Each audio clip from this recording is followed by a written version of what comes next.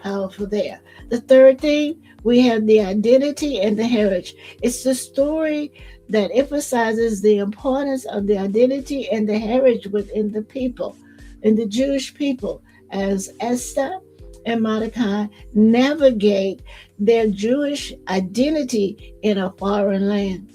And this theme is crucial to understanding the motivation that's occurring there. So you want to go and look at chapter 2, verse 5. Now there was at the citadel in Susa a Jew of the tribe of Benjamin named Mordecai. It's very hard to tell the story of Esther without telling the story of Mordecai. The fourth thing that we have here is justice and retribution. Remember, we talked about those duels, the opposing, the juxtaposition, as it were. Number four, justice and retribution. So the narrative demonstrates the theme of justice and retribution as Haman plots against the Jews and it backfires, leading to his downfall and actually leading to Esther's ascension. And we have all that document, which makes her a true queen. And the fifth theme that we have here is the reversal of fortunes. We are still talking about duels. What happens on this side, one gets rich, one gets poor on the other.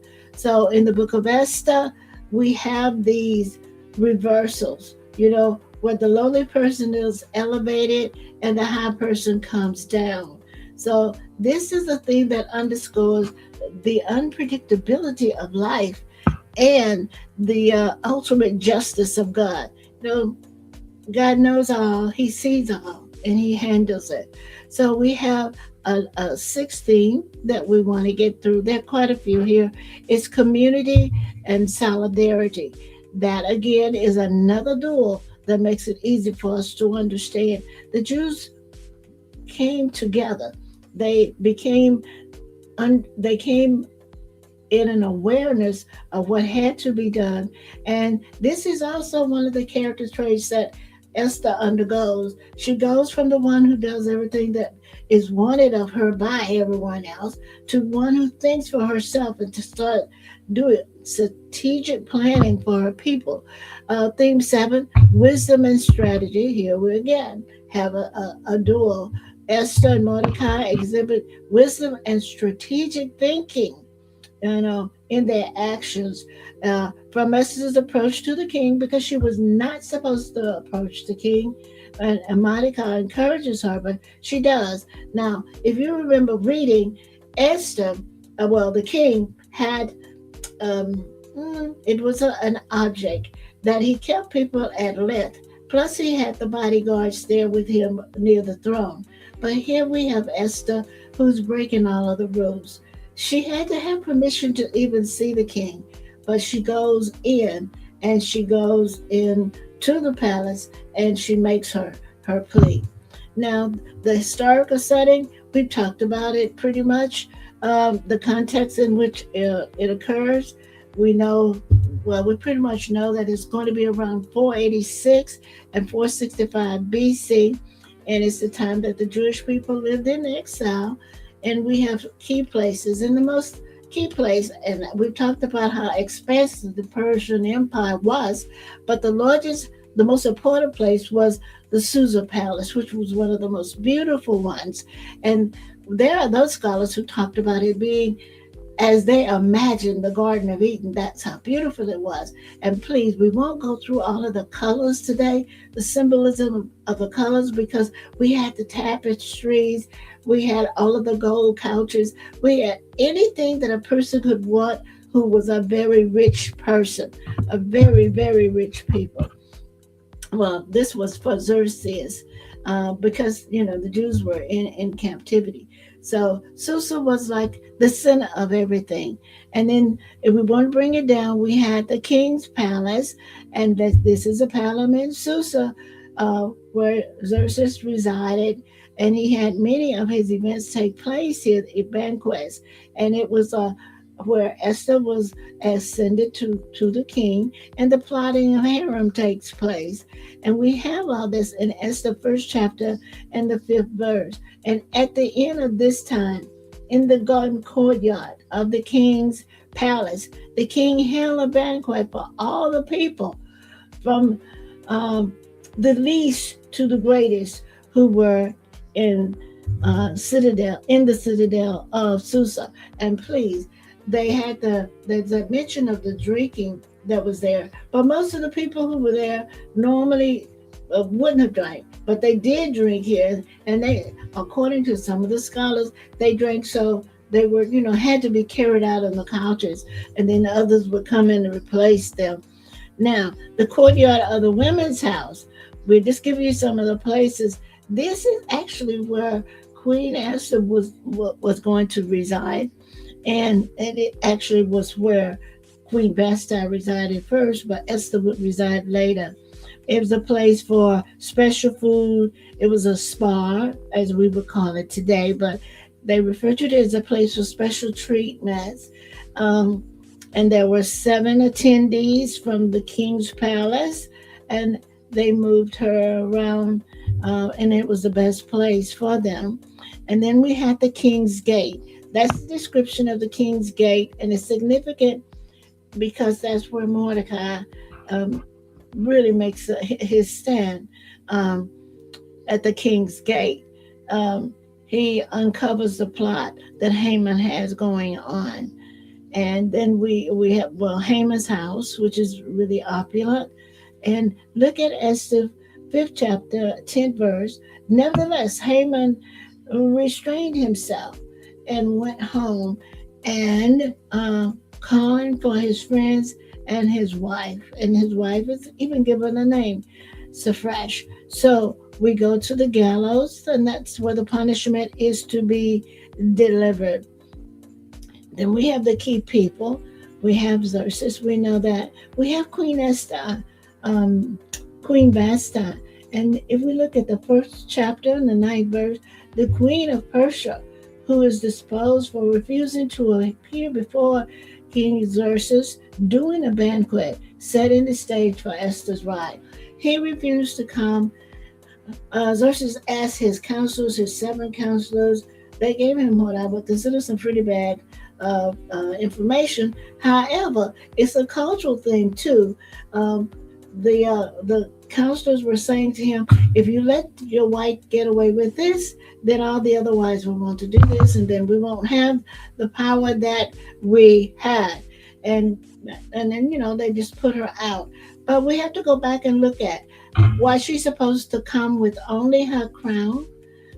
Why she's supposed to come into this men's banquet uh, uh, with only the seven scars, according to some. Um, or was she just supposed to come in as they refer to it as either a concubine or a streetwalker? She's a queen. She's not supposed to be in them. These people are all drunk. I mean, here we have Cersei who've been drinking for days, and let us see the queen, let us see the queen. There's so much that goes on there. We talked about Esther, we've talked about Mordecai, Hagar, and that's in Esther's second chapter, 8 verse. It's the king's your a eunuch who's in charge of the harem. So he was prepared. He was in charge of. I mentioned it earlier, preparing Esther for her presentation to the king. And we talked about harem. We had a couple of other minor characters there. Vocabulary wise, it's pretty plain. It's not that we have a lot of those to look at and talk about who wrote it. We've talked a lot about the purpose of the book, to give them this history, to give them this background. And then we have Esther, who goes in on her night. She pleases him, and next day he makes her queen. He makes her queen of Persia, queen of a Jew, but he doesn't know at the time that she is a Jew. But he makes her. Um, he makes her a king. We're not looking for to find out whether the God is hiding in in the old Mosaic story. We're not looking in that. We're not looking to see if God is hiding anywhere. What we are looking for is that He was there. He was there. He was on time, and His presence can even be seen as an illusion, but God is there. And if we go back and look at the old scriptures, and I often like to do that, we can look at there's an Abraham foundation that goes on there. There's an Exodus connection that goes on there. So all of this came to fruition as it was supposed to. The whole fact with all of the feasts, the banquets, you start off reading, there are only two. There's a man's banquet and a female banquet. But by the time you get to the end of it, there are 10 different banquets. And all of them are not large, but then some of them are just, well, the one of the most important is the one that occurs between um, um, Xerxes, um, Haman, and Esther. And that's a small banquet. And this is what he's asking, who are you? You know, and she tells him who he is. We have all of these fancy words here, but if we want to just get down into the analysis of the book of Esther, this the fact that she does become king in the queen. I'm sorry, she becomes queen in the second chapter and the 17th verse, where she becomes this orphan who was raised by his cousin, um, and he's chosen as the new king because he's pleased with her. She has beauty and grace. She wins his favor above all the others. And even when the scholars talk about Esther a little bit later on, and I have to tell you, we like to talk about David and his carries on, but we Xerxes makes David look really good in a way. I mean, he fell in love with his daughter-in-law. This is Xerxes. He fell in love with his niece. I mean, he was not a good man. But anyway, let's go on. We're talking about Esther and her rise to power and her idea that things will be good. If we look down in Esther 5th chapter, verses 1 through 4, we'll find Esther's first banquet, where she approaches the king and he invites, this is what I was mentioning earlier, she invites them to her dinner, to a dinner, and she makes her request known. And then we're getting on down to what has to happen to Haman because of the kind of things that he did. Let's take a look at what Bethany Jenkins said about Esther and the silent sovereign of God. She too agrees there may be no written mention of God, but God is there. He's providential, He's divine, and He is there. Um, wherever His people were in trouble, He sent miraculous signs and wonders. He seemed to be completely absent, but here we have a duality. He may not be on the page, but he is there in spirit. He is there to do the things. He starts a string of coincidences. We see that. He observed with appearance, but is not seen as God.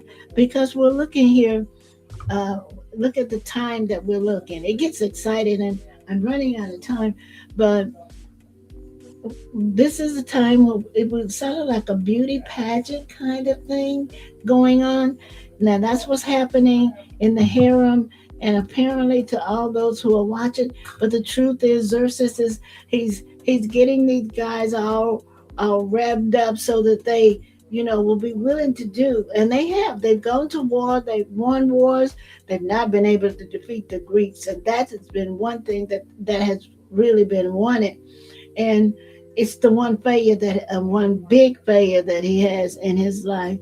So as we go through, Esther still remains his favorite wife, and that is said by several of the scholars that we have there in the book of Esther.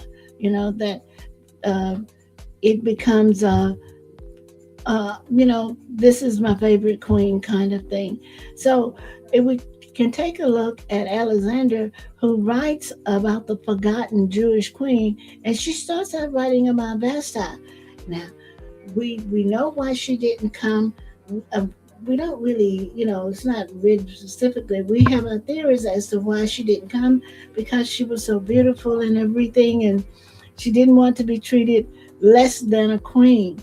And there are those scholars who said that if Xerxes had not been drunk, he would not have asked her to come. But what we get into as we go through, uh, this quiet person who was Esther comes in contrast. One of the reasons he liked her so much is that Vashti, uh, Esther was so very different. Here we go again, duels from Vashti. So, whereas Vashti is reported to have been willful and independent, Esther was passive and submissive at first. Please notice this is at first.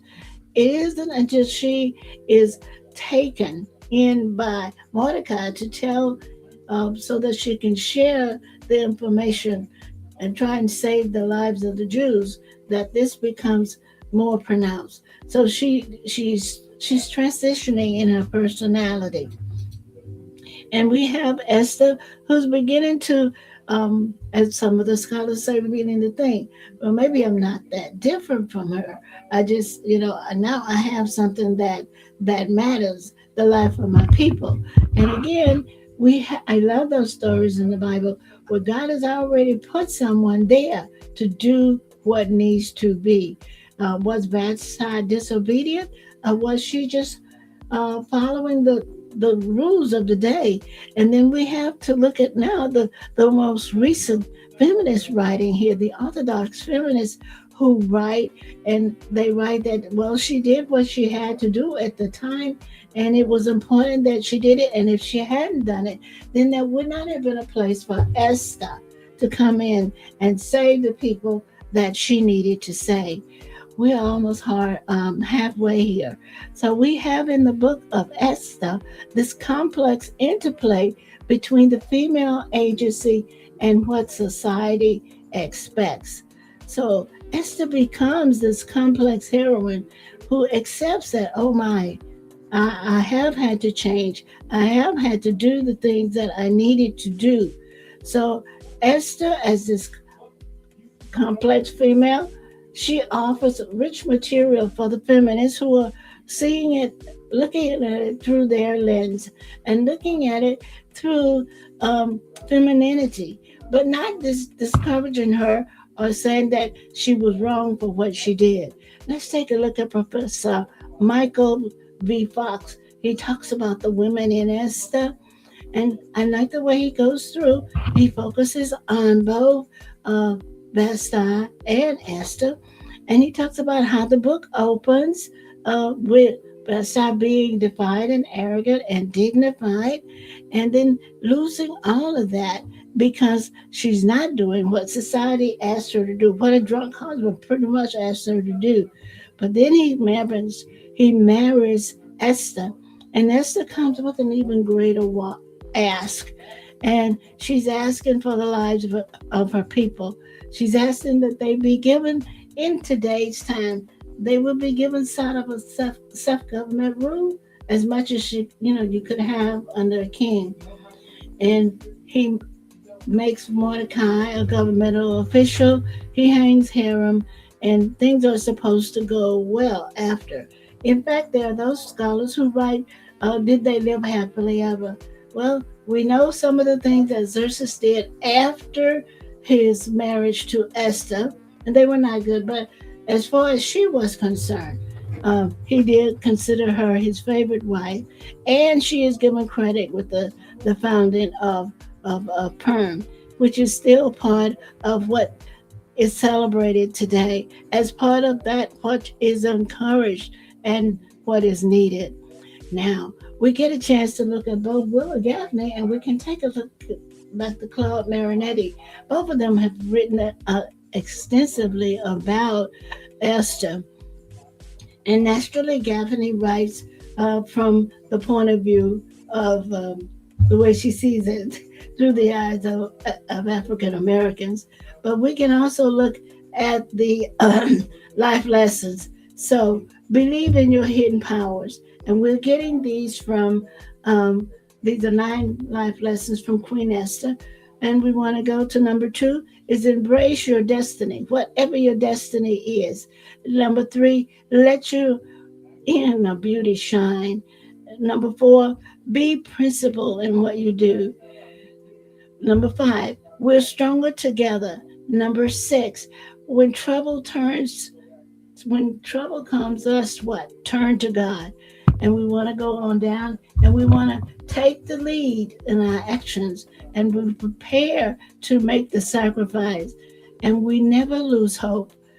Esther never lost hope.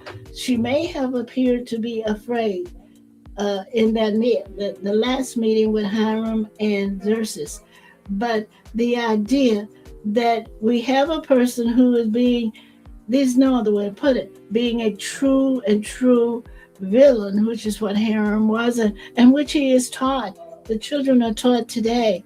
So believe in those hidden powers. Esther means hidden, or it means star.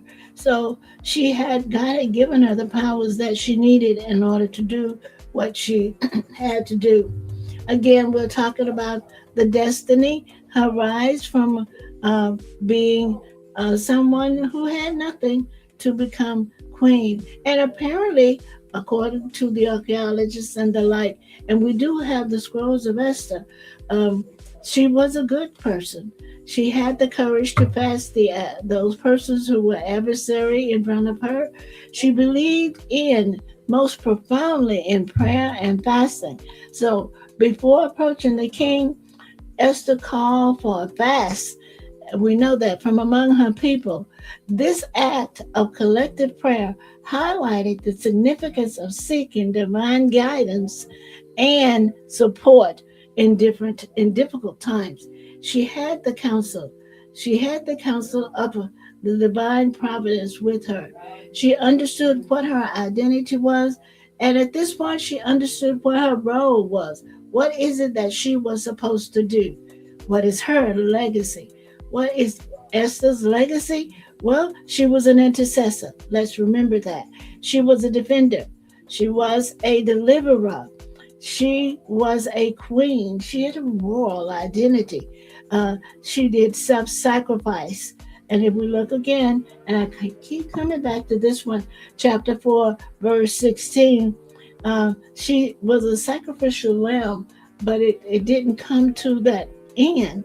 So the legacy in the book of Esther is a profound one that is multifaceted, and the king becomes one who helps explode the fact that there is really an annihilation coming. But the divine intervention of God is not going to allow that to happen. Esther's story inspires Christian theologians to draw parallels between their actions and the actions of Jesus Christ, and to remember that God is the one who redeems us, and that all we really have to do is to call upon Him. Now, Kara Jobes talks about Esther. She talks about it in terms of a book review. It's one of the later ones that were written, wherein she focuses on not only the original meaning of Esther, and this is why I like this one, she builds a bridge between the contrast of the worlds of the Bible and the worlds of today, and she makes that contemporary significance quite plain. It is one of the different kinds of books. There are many books out on Esther, but that particular one is one that I find quite interesting, and it allows us to move across and understand things that we should. Now, as we move on into, and we've talked about uh, Gaffney, and we've talked about the way that she sees things, and she sees Esther as a very strong woman. You know, she's not one of the weak women. She was supposed to be strong. It is there where she is supposed to stand up and speak for those who don't have the power. She refers to them as marginalized people, as those who really don't have the ethical courage but it can only be found in your belief in Jesus Christ. And she sees as a centralized leader of people. And she did that with her own. Now, we call the second part of our session today those who were invited. Now, the reason it's called that is simply because only those he invited, Xerxes invited both those who were great and great those who were small. But it's important to understand that while he's thinking in terms of his military campaign, getting everybody happy, celebrating the victories that they had, giving them the pep talk. I call it the pep talk, but it's really the military. He didn't give them all the information, but he gave them enough to get them all excited to go back and get ready to do that one thing, which was to invade Greece, which he felt he needed to. Again, we're talking pagan gods here. The Persians had their gods, Jews had those, and the Greeks, we know the Greeks because they're there forever. So what we have God's we have our first piece here by Jimmy Fontanillo, the three royal feasts in Esther's chapter 1. We have three of these royal feasts in chapter 1, but in each of them, guess what? God had a hidden province in these royal banquets. Even in the one where Xerxes is thinking he's doing the one thing that he needs to do in order to build his army up, to make it the most famous. And one of the things about the Persian kings that excited me is that guess what? They were all excited about expanding, starting with Syria's, wanted to expand the empire, he was at least better than, Darius and the ones who came after, but they wanted to take more land to become more in charge of other things. So, in the first of these feasts, we have, and these are all in chapter 1, we have Esther, first chapter, verses 1 through 4. And it starts out with the glorious kingdom and the honor of the king. And he's doing his 180-day feast with the noblemen and the officials. And this feast represents the worldly power and the temporary earthly glory. It's the vanity that comes and with great wealth and authority. It's the Persian king's attempt to secure loyalty through lavish display. He pulled out nothing. He showed them all of the glory he had. He wanted to make it even better. So when we're talking about the people from, let's talk about Ethiopia and Kush and India, think how many times they had to travel in order to get there. But he wanted each of these high-ranking military officials to be there to see what he had and how he had it and how he could use it, because he wanted to make that entry into Greece. So that first thing, that was the power, that's in the first chapter, verses 1 through 4. Now let's move down to the second, the Feast of the People. That's in Esther, first chapter, 5 through 8. These feasts are important because they show us really how Xerxes felt. He may have appeared to be obedient in some places, but he was not in others.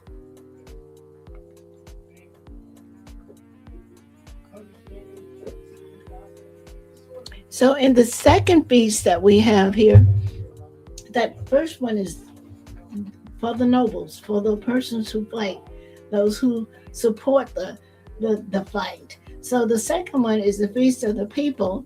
And here, these were the days that expired, and the king had the feast. It was unto all the people who were present in Shula at the time. And it was for those who were great and small, and it was for 7 days in the court.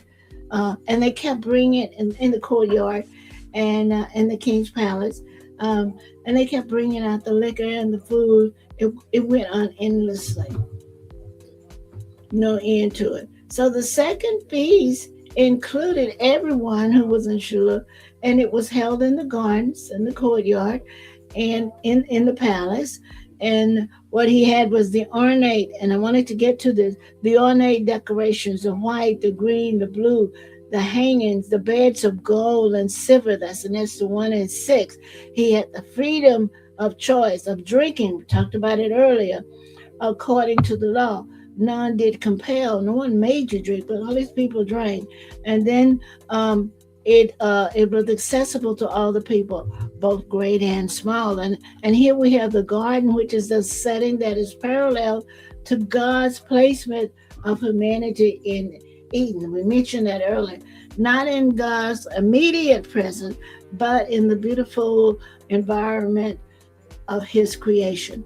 Now let's look at this third feast. The feast here we have is Queen Vashti's feast. That's in chapter 1, verse 9. You remember she had all the women over at that point. So Vashti the queen made a feast for the women in the royal house, which belonged to Xerxes. And we are in chapter 9, verse. The third feast represented another level of blessings, being part of the royal household itself. Uh, while not the throne room or the garden, but they were out in an area that was still considered a very special privilege. And here we get into the meaning of the believers for today. You were looking at just those three. So, what is it we need to remember? That we have heavenly realms. You know, the nobles had their feast, and it looked like, quote unquote, what would happen in heaven where the angels would wish up around the throne. Then we had the garden, sort of like the Garden of Eden, where the people had a beautiful setting and they still didn't understand what was going on. And then we had the third one, and that was a royal house. These were the believers who were part of God's royal household with special privilege and responsibilities. So it is important that we take a look at these duals and these reversals. And that's basically what we have here. Our practical application today is that we have to remember that God is behind everything. We don't have to see him. He doesn't have to be visible to be present. We know, those of us who believe, we know that God is present. And we always uh, possess the great spiritual wealth in Christ. Not the spiritual wealth of man like Xerxes, but the spiritual wealth in Christ. There are just so many things that we need to do that we don't always get to do. And Xerxes had a way of doing that. He put it all out there. And the various feasts that he had, each was first of all, it was a gathering. Second of all, it was a place for communication. Here in the presence of the king or in the presence of the queen, you were able to he was able to say exactly what he wanted to say and to get the message over so that it would be carried back to his province and things would be done as they were supposed to be done. The story of Esther is packed full of things that you just have to remember to stop and go, wait, let me read it again. There's more to it than what appears to be to the eye. There are some events that occurred to be out of control of Esther, but they were never out. God was there. He was a great promise keeper. You know, it was because of their belief that this was able to do. Now, how do you do? How do you keep this? Life is really hard sometimes, especially now when things are so very uncertain. So the book of Esther portrays God's redemptive plan and the end of this particular scenario. So when we read the book of Esther, we're often reminded of the historical narrative, whether it has some fiction in it or not. We are reminded. We are reminded that God had a way of keeping the Jewish people who believed. Now that's what we have to remember. Those who believed. And although it may seem that they're not benefiting and things may not be as they should, we have to remember that God is that helper. He is the helper, whether he is seen or unseen. He is the Lamb, as he said he would be. So, what we have here, if we take a look at uh, King Xerxes and Queen Vesta, we see the representative of Christ and Israel. Okay? We have our pagan kings who had their kings and queens, and I have to remind you that King Xerxes built great monuments to those pagan kings in Persia and in the countries wherein he went and he conquered them. So, but when he chose Esther as his new bride, he's representing how God, this God, uh, will able to come into the quote Gentile belief system. We want to look at Ephesians 5th chapter, 25th and 27th verse, and we want to look at the beginning of that in Romans 1 through um, 11 and 12. So God had the power to move the heart of Xerxes. Yes, he was able to do that.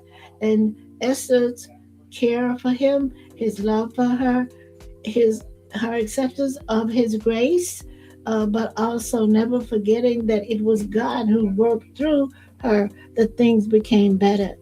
And then we have the secondary characters of Hagar, is Esther and Hagar, and we have the church and the Holy Spirit. So by Esther actually influencing the eunuch who wasn't supposed to influence her, as in Galatians 3rd chapter 28 verse, we see that there's a change. There's a process of purification. Looking at the second chapter, verses 12, and we see that the church becomes sort of sanctified and that it becomes to be prepared for the spotless bride of Christ. So then we have the Feast of Esther, the pre tribulation wedding feast. And that's important because he chose, I'm not sure he knew why he chose Esther, but he chose Esther as his bride.